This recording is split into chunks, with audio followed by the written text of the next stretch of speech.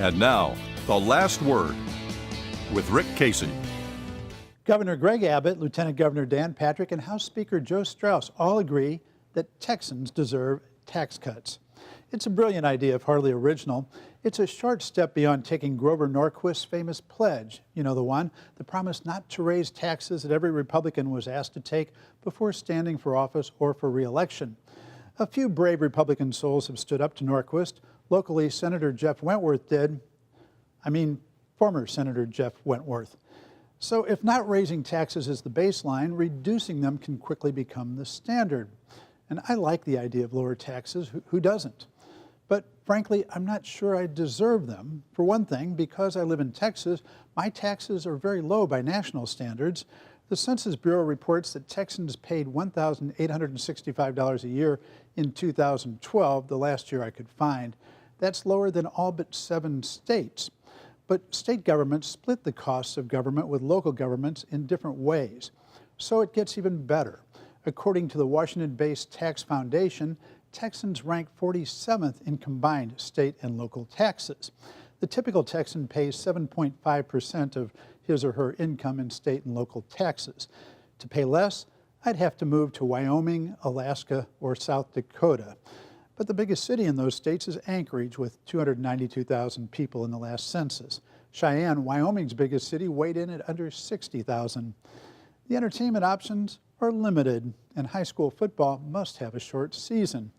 Compared to the other biggest states, Texas is a bargain. Californians pay $5,136 in state and local taxes compared to our $3,088 on average.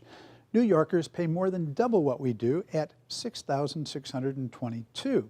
The national average is $4,217. But wait, it gets better.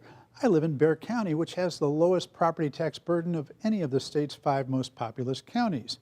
The median home in Bexar County is taxed at $2,484 this year.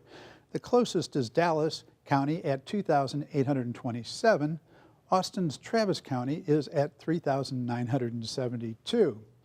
And that's not all. Among the state's 5 largest cities, only Austin has a lower property tax rate at 48.1 cents per $100 valuation. San Antonio's is 56.6 cents. But when you account for housing prices, it's quite a different story. According to a 2012 study by the Austin American-Statesman, the average house in Austin was taxed $1,224 by the city. In San Antonio, city taxes on the average house were only $725, the lowest of any of the 5 largest cities in Texas. So in tax terms, it's great to be a Texan, greater to live in Bexar County, and absolutely the greatest to live in San Antonio. Assuming you like city living, of course. Still, I absolutely feel like I deserve a tax cut. I like the idea of having more money in my pocket, but there are some other things I like the idea of. I like the idea of well-paid police officers. I don't want the city patrolled by armed men and women with martyr complexes.